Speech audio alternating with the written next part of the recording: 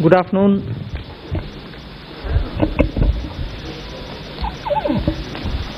This is the customary press conference that we hold with all the secretaries. You've heard the entire budget being presented in the Parliament. So as opening remarks, I'll just highlight some of the points which we want to draw your attention to. But subsequently, of course, we'll answer all your questions. All the secretaries are here with me. So this budget being the first one, as the Honorable Prime Minister said 2 days ago, this being the first one for the second quarter of this century, also leading towards Viksit Bharat 2047. We are laying the path and giving a push to the economy to maintain the growth momentum, and for that growth momentum or sustained economic growth which we want to ensure, primarily we are looking at building the ecosystem with structural reforms which will go on. Reforms have been carried out. We are continuing to do the reform activities, so it will continue with an aim to make sure that we create enough environment for improving productivity and making sure employment is generated. Also, technology, 21st century, this century is completely driven by technology. So we will ensure that technology is brought in to benefit the common man, to make sure common man benefits in the sense of ease of doing living, or for his businesses to prosper, or for farmers for greater productivity, or better logistics, whatever. So technology for benefiting every common man. And above all, with all this, inclusive development. Sabka Saath, Sabka Vikas, and that is why you heard me bringing in schemes which have good allocations for bringing better health facilities, creating a cadre of people, not cadre in that sense, but a bulk of people who can come in as health workers, paramedics and so on, and also making sure we are able to provide dignified opportunities for Divyangjan. Mental health has also received a lot of attention. So these are the side for Viksit Bharat and making sure Sabka Vikas hoega. But the idea is the advantage and the momentum that we gained since after COVID by increasing public capital expenditure will continue. We've announced that 12.2 lakh crores are coming through public expenditure this time. It is 4.4% of the GDP. I'd like you all to please notice that, which is the highest, at least in the last 10 years. It could even be highest if you were to take data earlier. No increment in capital expenditure, sustained fashion, has happened ever before. This one marking 4.4% of the GDP. Then what are the kind of things which will happen through it? You will have dedicated freight corridors. I've named Dankuni in the east, Surat in the west. Then I've also highlighted that 20 new national waterways, not national highways, national waterways are being planned. And again there, those are going to pass through some of the critical mineral areas. Orissa, where the mineral-rich state, you have the waterways taking it to the port, and the two ports have been identified, Paradip and Dhamra. Similarly, we are also making sure that the coastal cargo movements will be enabled through a cargo route, so that through the coastal area we are able to cut down on cost of movement of goods. City economic regions, developing them is a very big new measure that we are coming up with. And for that, an allocation of 5,000 crore per city economic region. Imagine the amount, 5,000 crores in 5 years, 1,000 crore per year per city is being given, and the emphasis is going to be largely on tier 2, tier 3 cities. And then talking of infrastructure further, with the capital expenditure coming with the big number, you're having also the high-speed rail corridors, 7 of them announced, and the destinations are clear, so that they become the bridge for all these economical robust centers. So those are for making sure that the infrastructure and the capital expenditure are getting tied up, and the country benefits from the ripple effects that these can bring in. The 7 strategic and frontier sectors in which we've highlighted that will increase productivity and also have new investments come in and give emphasis for India's own brand on those things is on the biopharma sector. I think that's going to be a big change in the way in which we are looking at giving capacity for those who are able to research, who are able to undertake research and development. So 10,000 crore initiative again over five years for domestic biologics and biosimilar production. This is a clear message and backed with enough substance that India's lead in the pharmaceutical sector should be kept intact, but at the same time bring in newer ways of helping the pharma sector, and also because it has an impact on human health. Semiconductor mission had 2 major announcements that will improve the India stack and also the IP related matters. Electronic components manufacturing scheme for 40,000 crores is a major encouragement for electronics to become self-sufficient.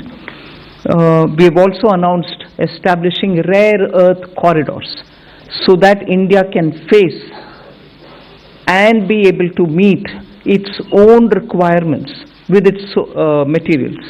So once we identify and are able to explore these minerals and process them, make them available for us, our dependency on external sources for bringing in the rare earths will be lesser, and we've identified the states where we want to establish this rare earth corridors. They are going to be in Orissa, Kerala, Andhra Pradesh and Tamil Nadu.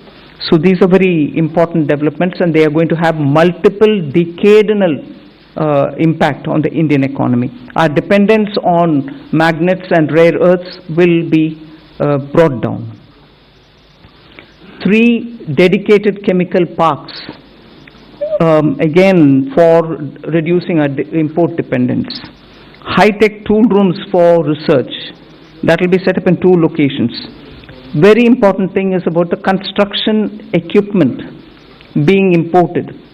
That could be for building tunnels or metros or high energy and also heavy duty equipments which we are relying on imports. We want to manufacture them in India, and that is why I said, how does it affect a common man? It affects because firefighters today have novel, new, big ticket and small, very small firefighting tools and weapons or equipment.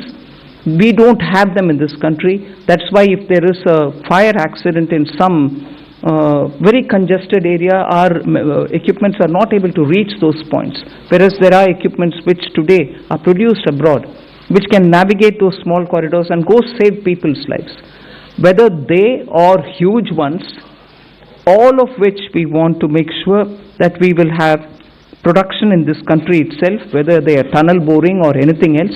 From small to big, we want to bring in those very impactful infrastructure into India.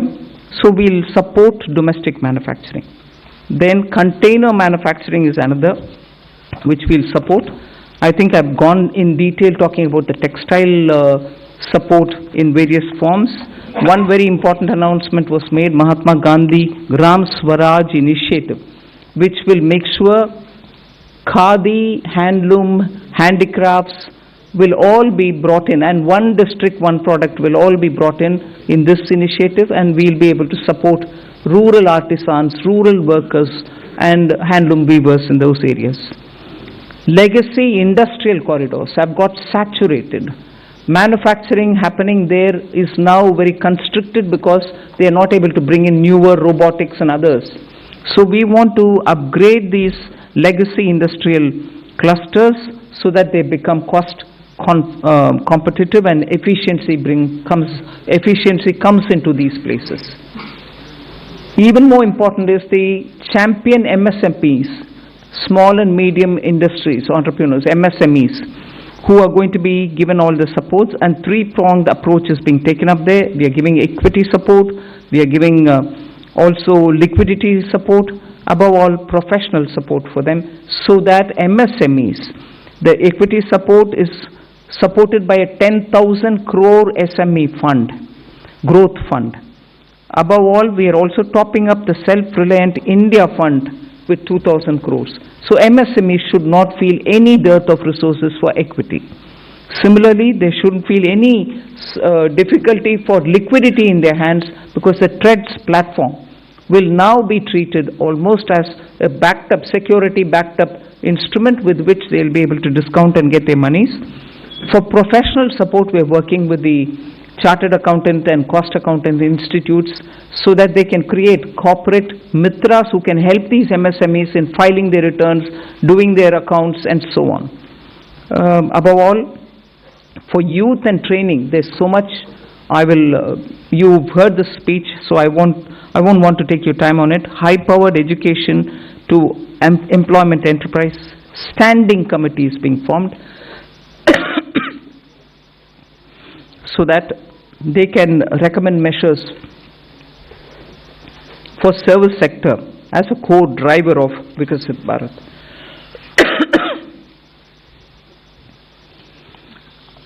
Part B concentrated a lot on tax and related concessions that are being offered. More importantly is the process simplification which has been announced. So elaborate measures have been taken. You will be able to also seek clarification if you want. New export opportunities for fishermen who can go into the economic India's zones, high seas, and also assess and access the global markets. The one very touching, and I really was moved by this proposal, is where we have identified 17 drugs or medicines which are going to be basic custom duty exempt, which are important for cancer patients. Similarly, 7 more rare diseases are added to the import exemption list of the import duties. Baggage clearance and personal items which you bring in when you travel are all being given enhanced duty-free allowance. Besides that, there are quite a few direct tax and indirect tax proposals. Decriminalizing the penalty proceedings and support to the IT sector are some of the high points. As an opening remark, I'll conclude here. I'm sure you'll be able to ask questions and seek clarification. Thank you for coming. Thank you, ma'am. I'll start this question, taking the questions. First question is 17.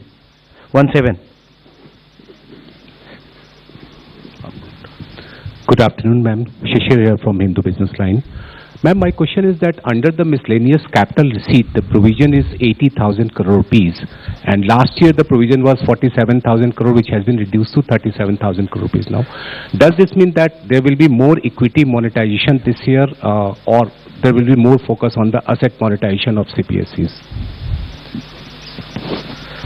So you've got it rightly. The intent is that we will have a very strong asset monetization plan in place. Last year, ma'am had announced in the budget that there will be a pipeline prepared, which is being done. So we hope to reap the dividends from that.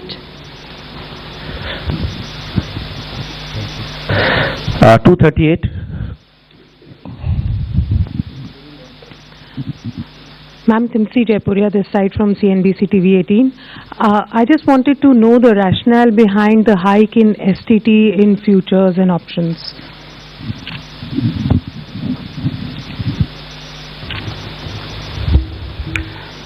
So, first of all, I believe some confusion. In fact, the question that you have asked rightly reflects the announcement itself, that the only change made in STT is in the future and options. All the other STT rates remain the same. The primary objective of raising the tax rates on STT has been that it is felt that when you look at the volume of transactions in futures and options, whether you compare it to the size of GDP or size of the underlying securities market, it is largely in the realm of heavy speculation, which results in losses to small, retail, unsophisticated investors. And the government's intention is to discourage speculative tendencies, and the increase in rate is essentially in that direction. So it is meant to essentially handle the systemic risk in derivative markets. Even after this increase, however, the rates of STT will remain modest compared to the volume of the transactions that is happening there. This is the reason. 54. Ma'am Tarun Sharma from Zee business. Ma'am आपने पूरा budget जो है वो new emerging sector पे बड़ा focus रखा है। Ma'am मेरा सवाल आपसे दो हैं यदि आप अलाउ करें। एक मैम आपने जो एक्साइज ड्यूटी का कैलकुलेशन किया है वो पिछले बजट एस्टिमेट से इस बजट एस्टिमेट में तकरीबन 22% की ग्रोथ देखने को मिली है। दूसरा मैम जो आपने एमएसएमई के लिए कहा कि जो ट्रांजैक्शंस होंगे उसके लिए आप एक्सचेंज प्लेटफॉर्म का यूज़ करना होगा, तो क्या मैम ये सीपीएसईज के लिए कंपलसरी होगा जो डिस्काउंट ट्रेडिंग की जो बात है? Thank you. I'll take the second question, ma'am. So, हाँ, ये CPSEs के लिए मैंडेटरी होगा कि discounting as well as non discounted bills दोनों को ही ट्रेड्स पे करना होगा ताकि वो 45 दिन में भुगतान MSME को कर पाएँ, और ये हर तरह से चेक कर लिया गया है कि ये हो सकता है. So we want to make CPSEs as pioneers. We hope, like ma'am has said in her speech also, that other corporates will also follow.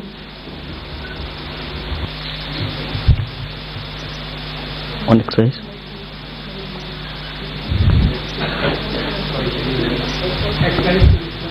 Increased by 22%, sir, from last year B to this year. Because there is from 1st of February, all the tobacco products have come back into excise, and all those revenues will account for the increase of the next year. 209.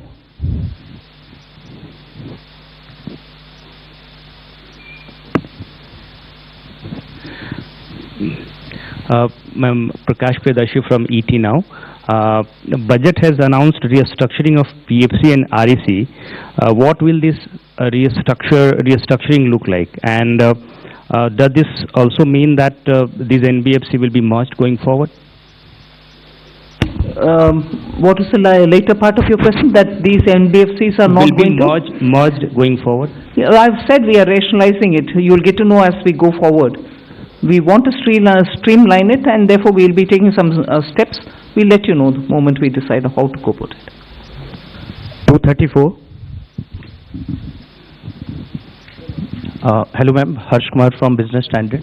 Ma'am, two questions. One is, you said that a high level committee will be formed on the banking reforms in order to 2047. Are we going further for any kind of merger or something, since government is continuously saying that we need at least two of the big banks, in at least of the top 20 banks. So are we going towards that?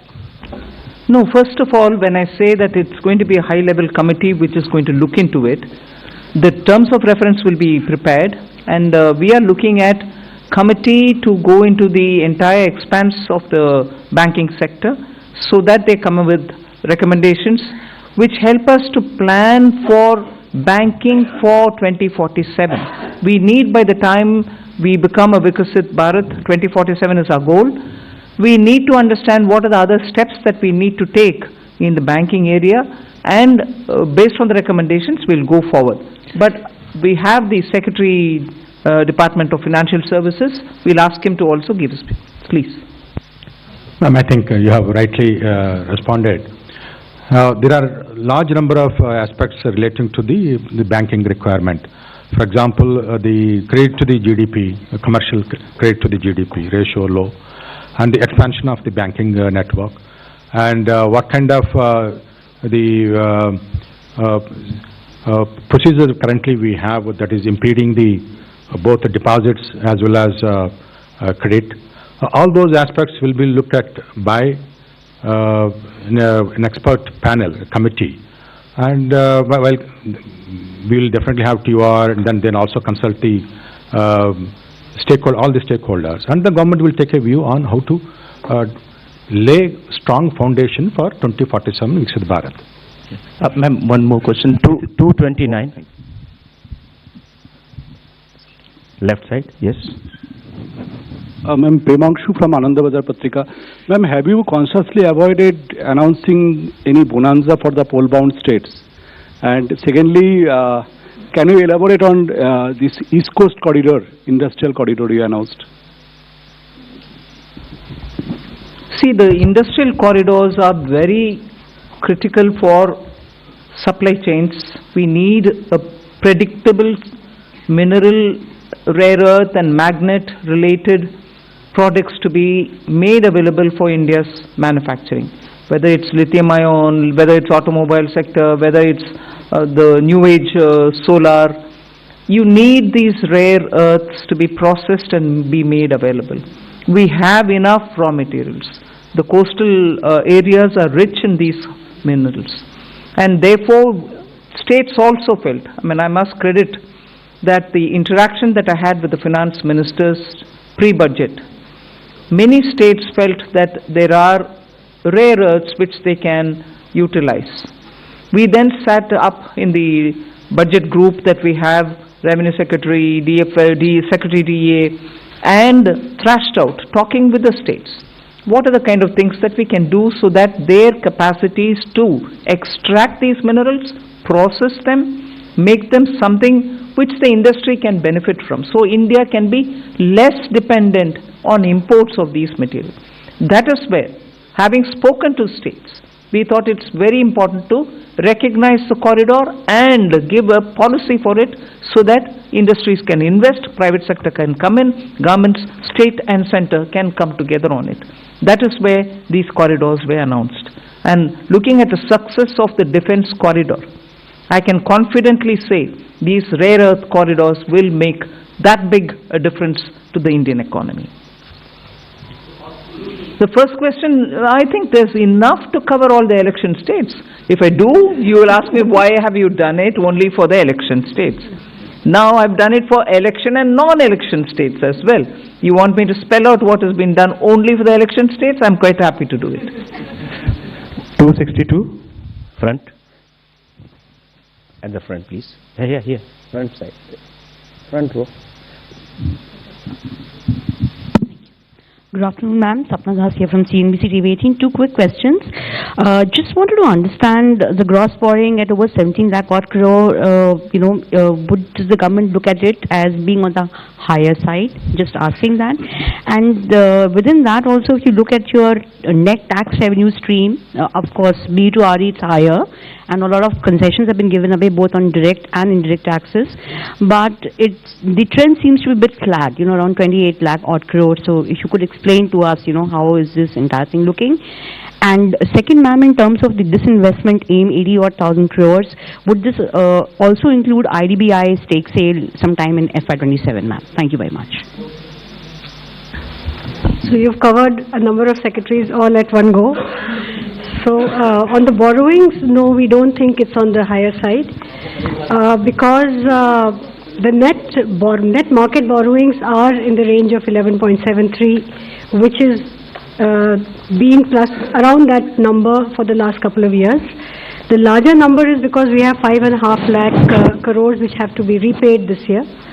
So to that extent, we don't think that it's a large number. We have a plan how to manage this, and according to that plan, which also gets released from time to time, the markets would also know, as well as all of you want.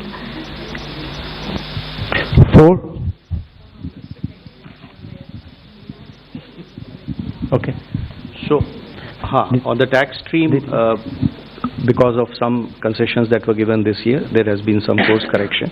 But if you look at the next year, the direct tax is growing at 11.4% and continues to be 3.1% of the GDP. The total collection would be 6.9%. The indirect tax excise is growing very healthily because of the base correction, the base which has got added.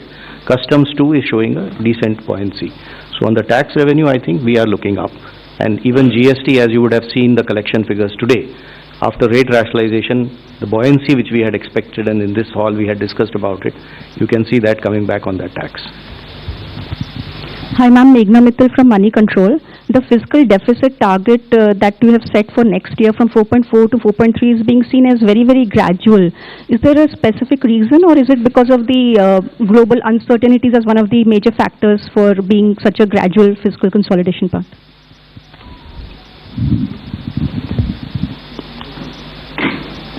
I would have thought you will appreciate it being gradual. Because particularly fiscal, drastic changes don't go down well. One or the other section gets hurt.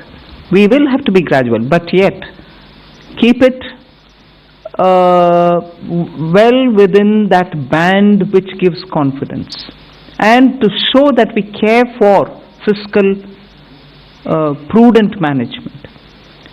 There's no point in me dropping it to, let's say, 4. It has to be steady so that the economy goes in a steady speed.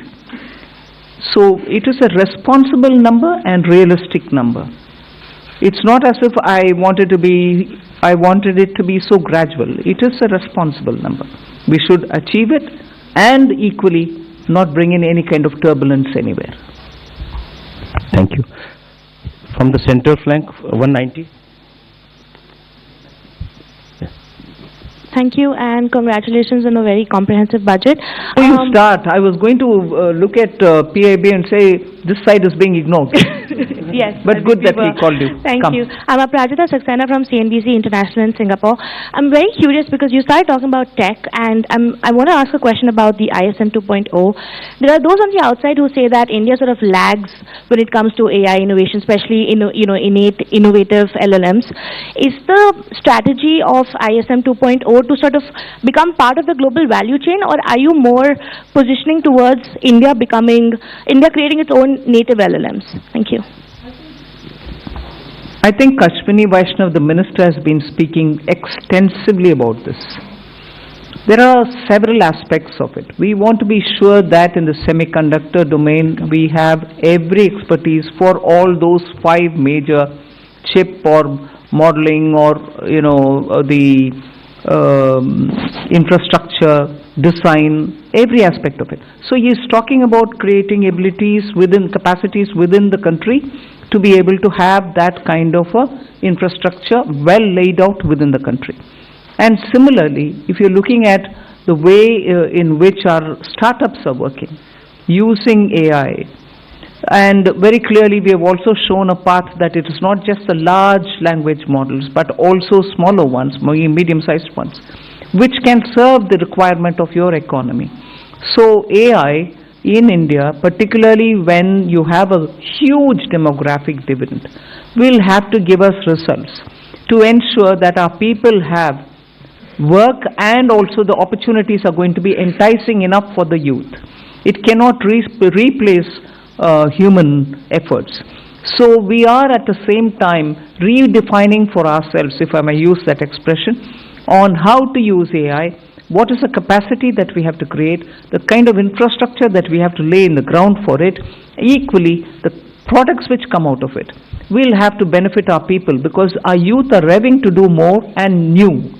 For them to do something new and for them to do something more, we have to create benefits out of AI rather than push along with AI unthinkingly that it doesn't serve our people. So I think these many different factors play in making a decision on semiconductor. And that is where ISM 2.0 looks into these aspects as well. And I'll ask the CEA to speak a bit on it, because he spent a lot of time so that he could write effectively capturing what's happening down. Ananta, you want to say anything on it?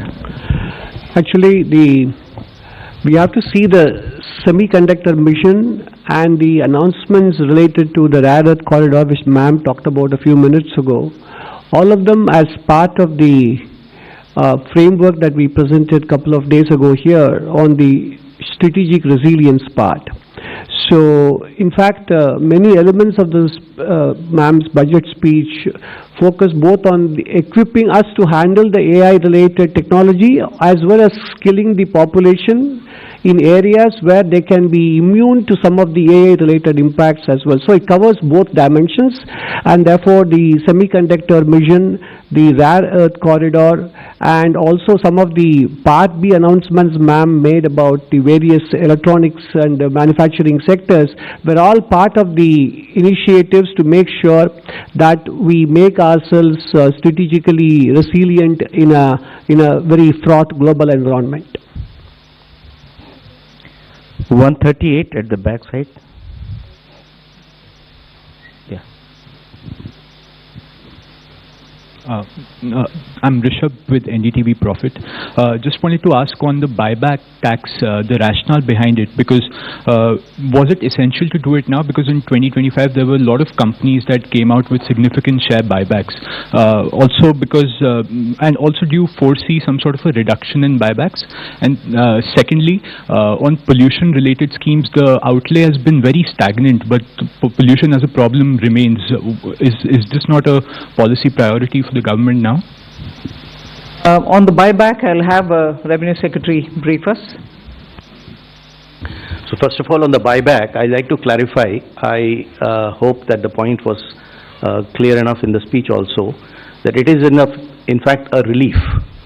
It's not a tax, additional tax, it is a relief.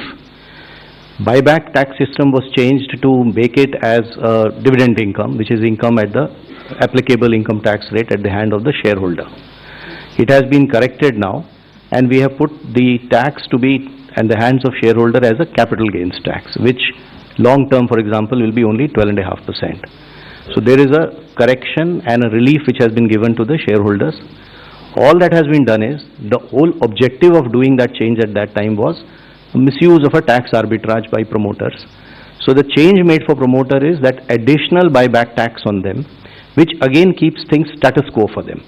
So even today, the marginal rate at which they would have been paying the tax as a dividend, which is at their respective income tax rates, we have kept it at 30 and 22. If it is a corporate, 22. If it is an individual, 30. So as far as promoters is concerned, it is status quo. As far as the other shareholders is concerned, it is actually a very big relief. So that is probably what may make the point a little clearer, the announcement itself clearer. 76 at the front side. Pollution.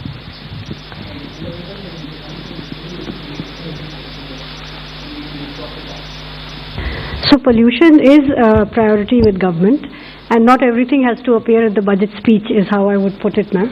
So we are working with many state governments on projects related to air pollution, even water pollution. There is a significant budgetary outlay on sewage control as well as drainage. And as it was noted, you would have seen the Finance Commission recommendations also.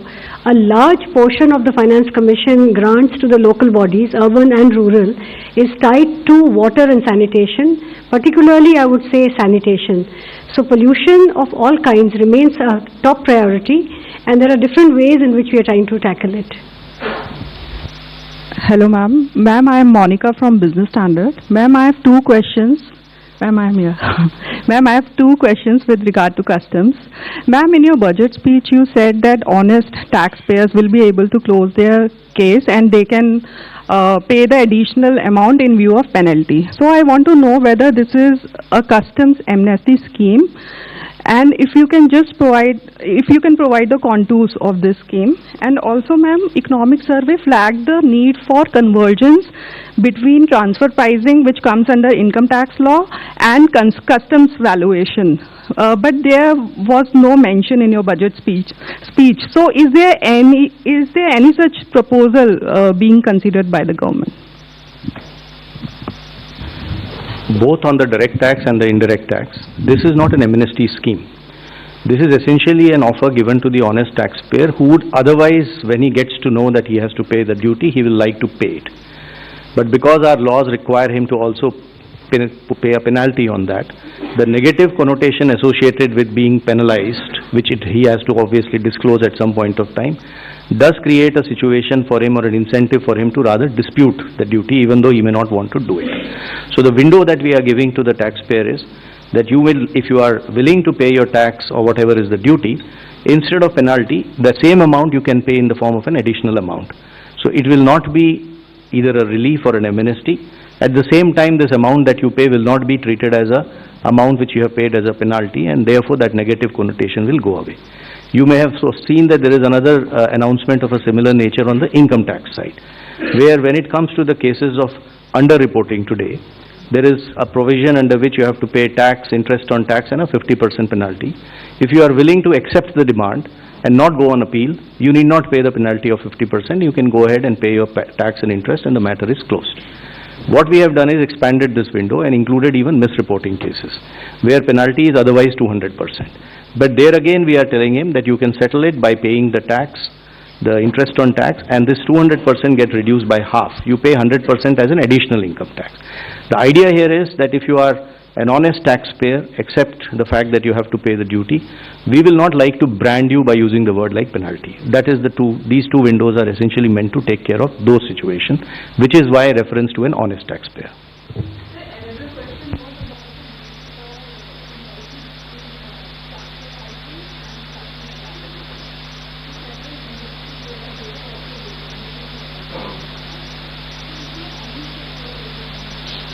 Yeah, we are examining that separately.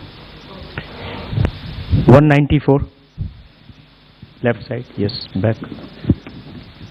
Ma'am, this is Amitod Singh from CNBC International. Congratulations to you and your entire team. I have two questions. The first is around foreign investors. There were a number of expectations that, taxation structures would be changed, particularly when you think about things like withholding tax.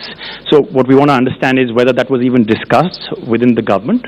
And my second question is 15% defense spend increase. How much of that has to do with global uncertainty? Revenue Secretary can answer on the first question.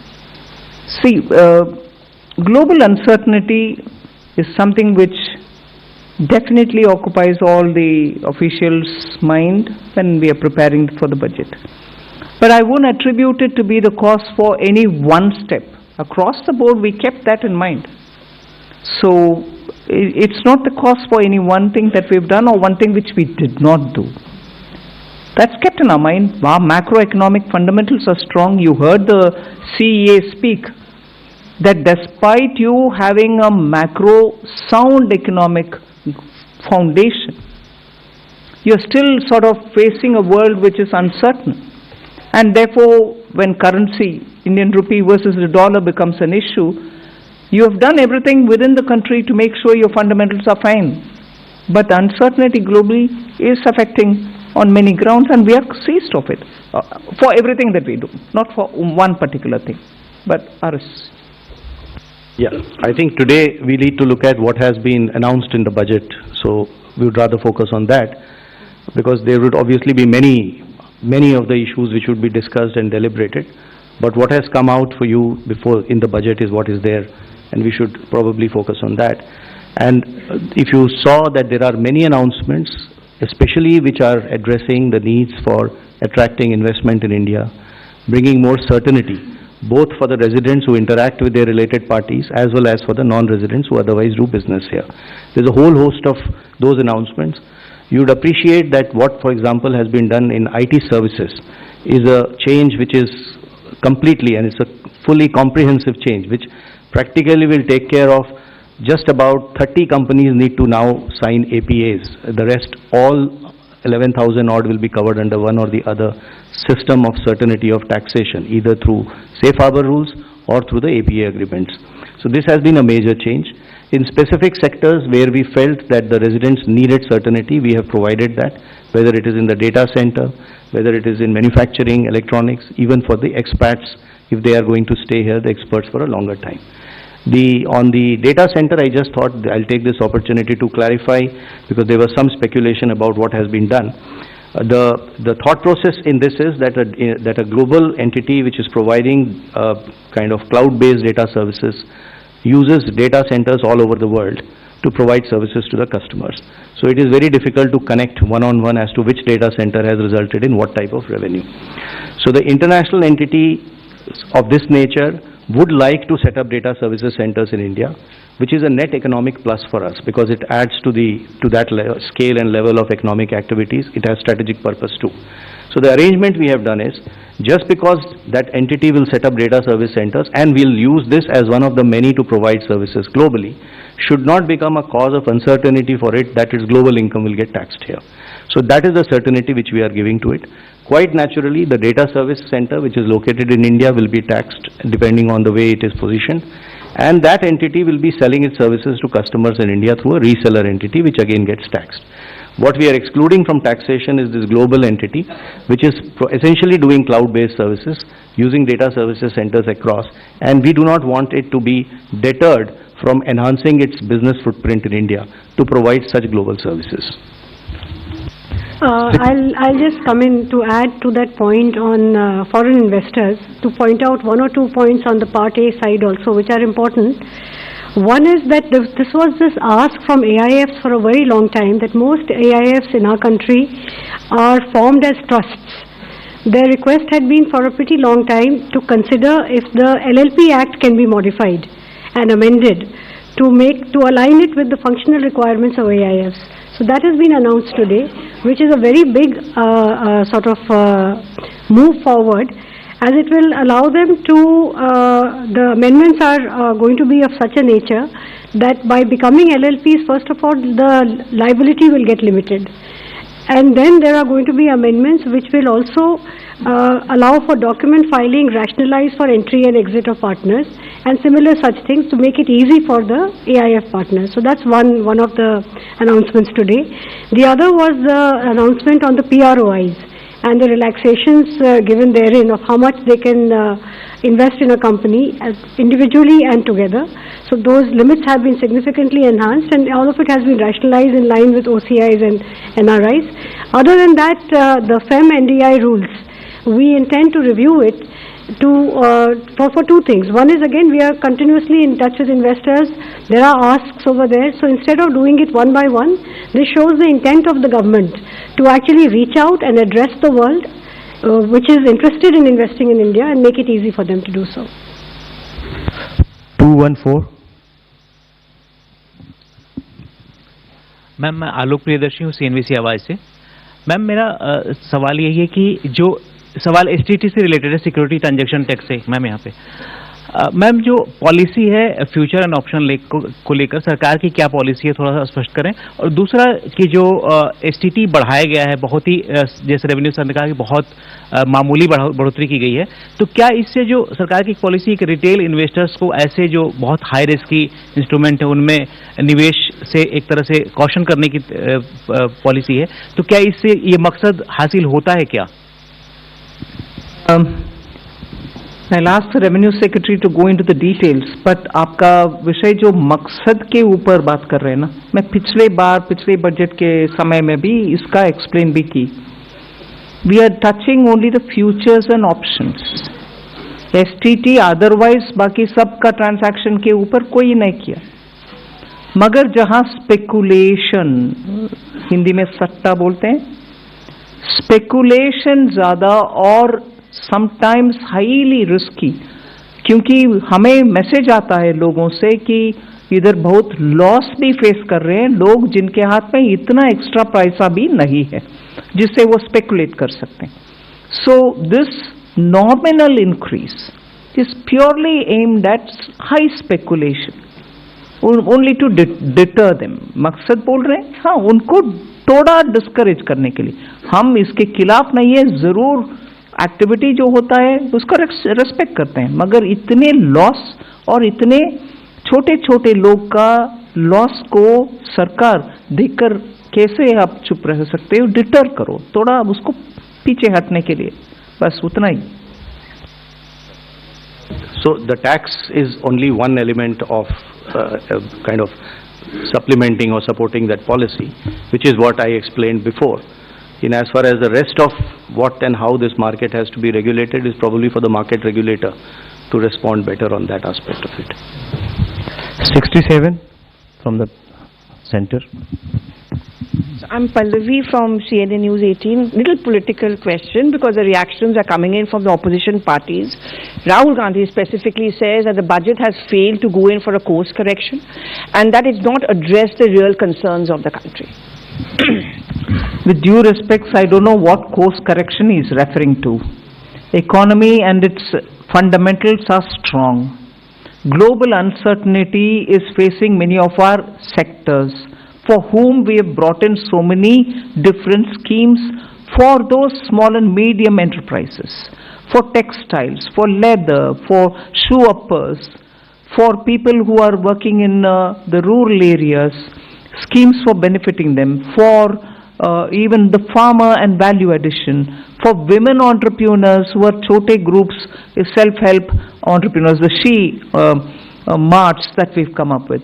These are ways in which we are reaching out to the common small people to make sure that they don't have to face, big changes in their life because of any volatility coming from outside. They could be contributing to exporting small things, but different uncertainties can affect them equally. Many of them have been shown as successful because you see when you go there, Lakpati Didis is a fantastic difference made to women in the rural areas.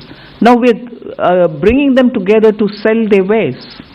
Are these not measures through which we are reaching out for the poor, the small, those in a difficult terrain or in rural areas? And with all this, the fundamentals of the economy remain strong, and that has come out even in the economic survey. So, well, politically you want to criticize, you're welcome, please do it. But if you want to give me the facts on which you're basing your argument, I'm willing to hear and willing to reply to that. 16, the center, yeah, left side. Ma'am, I am Bani Kinkar Patnaik from the Economic Times. Ma'am, I think probably one of the most important features of this budget is that for the first time in probably many years, your effective capital expenditure at 4.4% of GDP is going to be slightly higher than your fiscal deficit, projected fiscal deficit for the next year.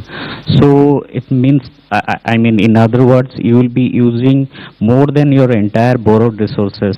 You will be deploying that in productive spending.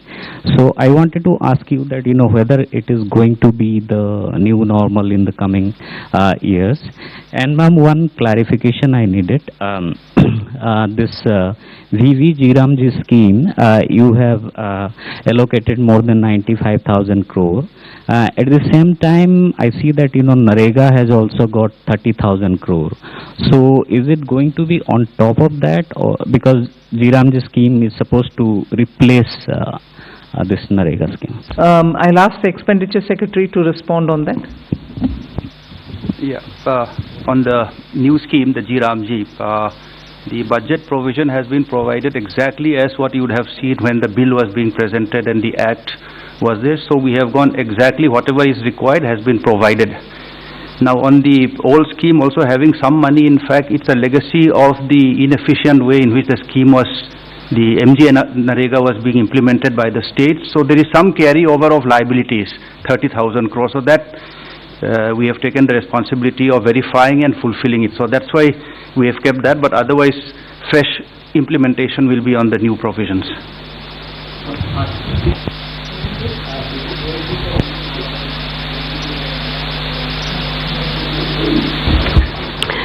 I would say that the fact that we have an annual budget means that we review everything annually. So I will leave it at that point. We have done our fiscal math, and I think we come with a certain credibility on the fisc that we are confident of meeting, and while adhering to our commitment to higher capex. And fiscal deficit financing, as we have always done, is through a mix of market borrowings as well as NSSF.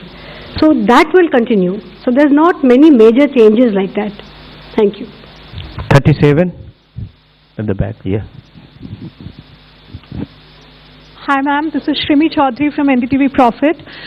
Just wanted to understand that this one-time foreign asset disclosure scheme, how that will be different from the similar scheme in the past, and if you could elaborate a contour of that, and also is there any estimation of undisclosed foreign assets being done by the department?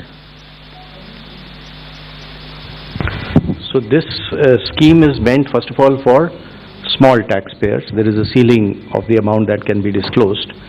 This window was provided for the first 3 months when the Act was brought in, the BMA Act, and that time people utilized it. What has been found is that there are many small taxpayers who, because of their ignorance, etc., have not been able to do proper disclosures. So this window is being given as a one-time 6-month window for such small taxpayers, the list of which some idea of who they are has been given in the budget speech also. So there are two streams in this window. One is of the people who have paid their tax, the income is disclosed and is quite transparently known. All that they failed to do is they were not able to disclose the asset, foreign asset that they had because of that. Which means they will be able to prove that the income was put to tax. However, the asset was not, just only thing they did not do is did not disclose it in their returns to the income tax department. So this is the window B, where we are saying that if you have a foreign asset of up to 5 crores, you can pay a fine of 1 lakh rupees, which today under the Act would have entailed them a fine of 10 lakh, a penalty of 10 lakh rupees and prosecution. So you will get both immunity from penalty and prosecution, and you can declare those assets. This is category B. There would also be category of people who may not have been able to or have not properly disclosed their income. This is the category A, for which the limit is 1 crore rupees. So 1 crore rupees of foreign asset or income, if they have not disclosed, then they can disclose it during this window. In this case, however, they will have to pay the tax as well as 30% tax and then 30% additional tax on top of that, and a certain amount of interest. Again, they will get immunity from penalty and prosecution. The idea is to essentially help those NRIs, returning NRIs, students, some professionals, people who have gone out, people who may have got ESOPs, any kind of such assets that they may have outside. They'll be able to disclose it and be able to protect themselves against penalty and prosecution and come clean. And it has been structured in a manner that it addresses only small assets, and secondly, it is something which will be helping them to also, get away from all the procedural problems of penalty and prosecution. 25. Hello ma'am, Ruchika Chitravanshi from Business Standard. Ma'am, while you have stated that global uncertainty was playing on the minds of officials across the board, if I may ask you, what was the one challenge that you were trying to address, or economic concern that you were trying to address in this budget? We said global uncertainties play in the minds of all the officials. It is a truth that all of us are watching that global uncertainties are really of the magnitude that we've never seen before. So naturally, we had to assess for ourselves the various ways in which these uncertainties are playing out. So all of them are equally important. 243.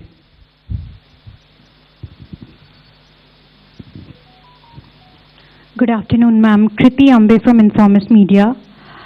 Ma'am, this year's nominal GDP projection, the projection of 393 lakh crore, does it take into account the upcoming base year revision, or is it possible that this number would undergo further revision when MOSPI releases the new base year and releases its estimates based on the new base year by the end of February? Let the CEA and the Secretary EA answer that. The 393 lakh crores or 10% nominal GDP growth was arrived at based on the existing GDP base year and the methodology. Ma'am, if I could follow up on that, back in 2015 when the base year revision had happened, the previous year's 14 and 13 numbers went up, nominal number went up by what, odd 9 lakh crore. So if FY26 number goes up by that sort of magnitude, or even if not from 357 it goes to 360, your fiscal deficit estimate would come down even further. So do you think there is possibility? You began your question with the if, right? No answers from my side for ifs. Sure, thank you, ma'am. 45. I think 40%. Hello ma'am, this is Pushpita Dey from the New Indian Express. So a lot of custom duty reductions have been introduced. So how do you see the impact on the revenue, and also particularly for the consumer goods like 50% duty reduction, will there be any measures to ensure there is no dumping after the reduction happens? And also, not particularly related to the budget, after the recent Tiger Global Tax Supreme Court verdict, do you see there will be any impact on the foreign investment for India? Thank you. Customs duty, the reductions, etc., which have been given have a logic for that sector, the need for those items to be brought into India, and customs duty not to add cost to it. So there is an economic logic of why it has been done. And if you have seen, most of them are meant to essentially enhance either manufacturing or value addition within India, or help the cause of exporters who are using those imported items to export items from out of India. So this is a very conscious sectoral call. For each sector item, the value chain has been analyzed, based upon which decision on whatever moderation or whatever calibration of duties were to be done have been done. The second part, in terms of revenues, etc., is concerned, what you would have seen is there are a lot of custom process reforms that have been proposed. And the idea is essentially to enhance the volume of international trade, which should fetch us more revenues rather than playing on the rate itself. So we do hope that these process reforms will encourage more people to kind of, export, in the process probably the part of global value chain, more imports, and duty or revenues will be a result of that buoyancy. I just want to add one additional point to what my colleague Revenue Secretary said. If you look at many of the customs duty reliefs given in Part B, you have to read them in conjunction with the announcements made in Part A on manufacturing. So you look at electronic component manufacturing and you look at the concessions given in Part B, there is a certain logic, alignment and synergy between the two. So that's exactly what you need to focus on. So actually, the fear of dumping there, will you be monitoring it? We are looking at only those sectors where we need to have our production capabilities improved, and raw materials shouldn't be a constraint on those items which are necessary for us. So it is a very calibrated way in which we've done that. 39, the front. Thank you, sir. Congratulations, ma'am, and everybody. Karishma from Business Today. Ma'am, I just want to also continue the question on the rural employment scheme. A couple of states have shared skepticism and apprehension if they'll be able to fiscally absorb it and if they have the appetite on the cost sharing for the scheme. Ma'am, second, just a follow-up question, if there could be an update given on IDBI disinvestment.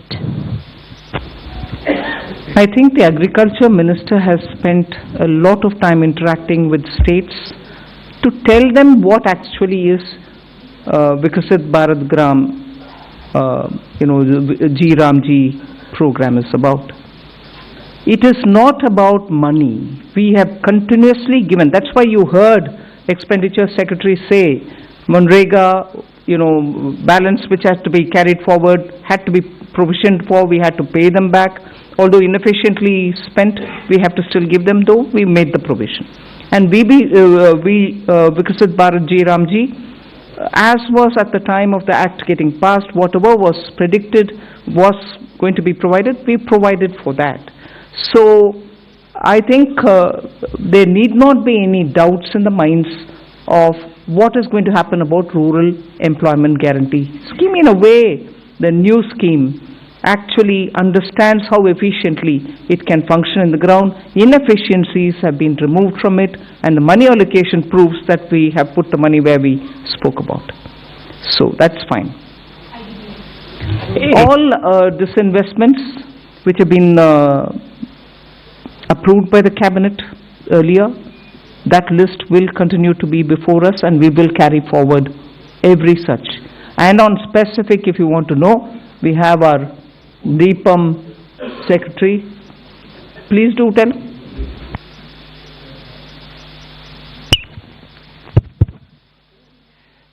I think one thing we must keep in mind is that we follow a composite strategy, and disinvestment and closure have to be seen together as part of that composite strategy, which enhance or increase the participation and efficiency of the private sector. As part of that strategy, as Honorable FM said, whatever in principle approvals we have obtained for both disinvestment and closure, say about 50 of them, half of them have already been completed, which means about 12 closures and 13 strategic disinvestment transactions. The other ones are on track. That is why we keep aspirational targets, because we are fully on track and fully committed to completing each one of them and taking to a logical conclusion. Thank you. Yes. 81, backside.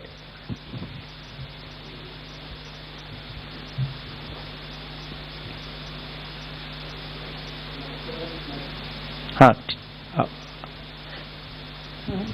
नमस्ते, मैं Krishna Mohan Sharma, Bharat express से। मेरे दो छोटे छोटे सवाल हैं। एक तो मुझे याद है कि दीपावली के दिन मैंने पूछा था कि फार्मास्यूटिकल सेक्टर में क्या करेंगे, तो आज आपने पिटारा खोल दिया उसके लिए। I am very happy. दूसरा सवाल मैम ये है मैम कि यूनिवर्सिटी टाउनशिप बनाने की आपने 5 बात की, क्योंकि डेवलप्ड इंडिया के लिए बहुत ज़रूरी है। लेकिन प्राइमरी एजुकेशन और सेकेंडरी एजुकेशन, जो कि हमारे बैकबोन है ग्रोथ का भारत के लिए, उसके लिए इसमें क्या है? और दूसरा भी मैं एक शो करके आया हूँ, उसमें लोग पूछ रहे थे कि मिडिल क्लास के लिए बजट में क्या है? बजट में क्या है?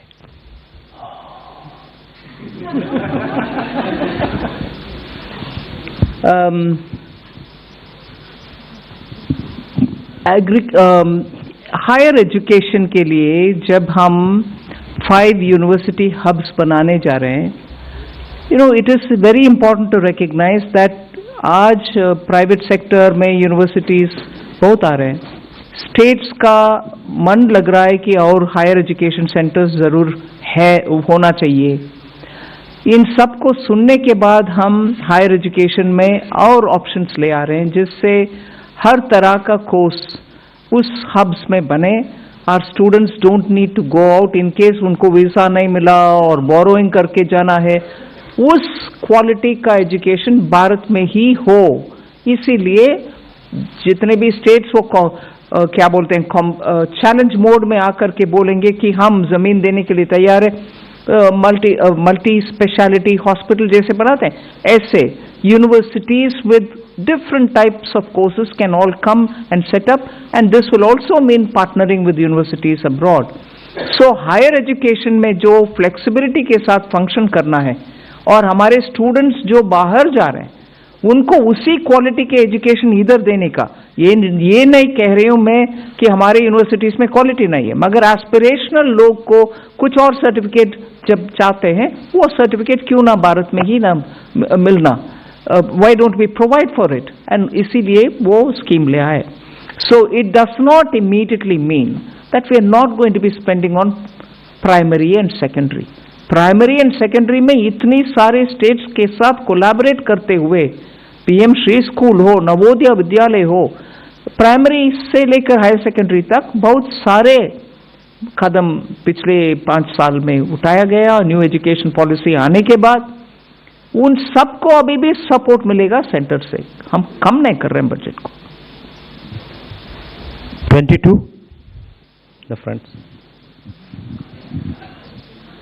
Hello ma'am, good afternoon. This is Surbhi from Business Today. Ma'am, firstly I wanted to understand the impact of your tax proposals both on the direct and indirect tax side and as well as the net implication. Ma'am, secondly a very basic question in terms of your new fiscal anchor on central government debt reduction. What are the measures that will be followed on that? Thank you.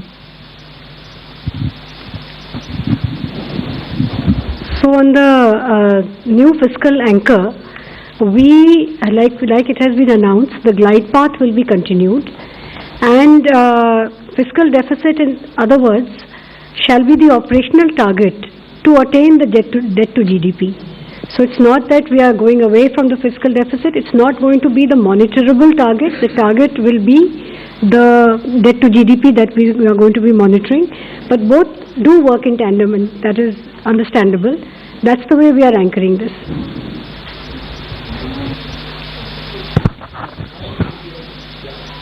So I have already explained the growth rates for the tax the next year.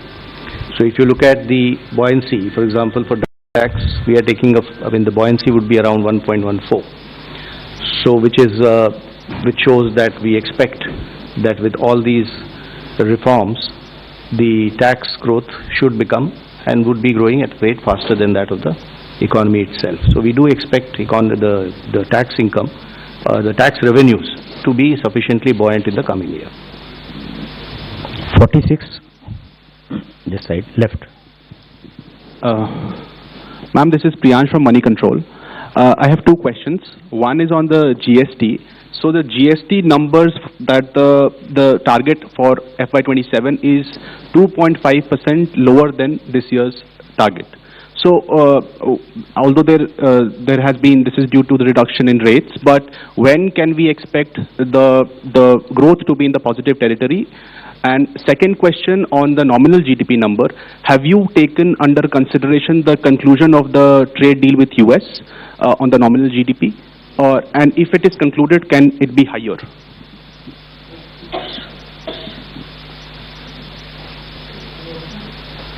So the nominal GDP, as the CEA explained, has been calculated on an as-is where-is basis, which includes the US-India trade deal as-is where-is. When things change, we will see how the data shows up. 249. Achha. GST revenues, what is the question? Can you repeat the question? No. You will have to account the fact that compensation cess is not going to be there the next year. So you'll have to exclude that, which is why you would see our monthly figures are showing other than compensation cess. That is the right number to look at. Hello ma'am, this is Priyoshmita from Informist Media. Ma'am, since you mentioned that gross borrowing for FY27 is not particularly high, can we expect more buybacks this year as well to bring down subsequent repayments? And secondly, are you looking to switch bonds with the RBI as well to manage your repayments? You did this this year in May after a gap of 2 years. Thank you. So the reason we do buybacks and switching is basically to reduce our repayment burden and to mitigate the bunching up effect, and also to manage the costs. So we did a significant switching of high coupon securities this year. Next year, this 5.5 lakh crore which needs to be repaid, as they keep coming up, we will be taking decisions closer to those, while work is continuously going on this in one division of DEA. 24. Mike, please. Yes, ma'am, this is Rajesh Singh from ANI. My question, could you clarify some measures in the budget to boost savings?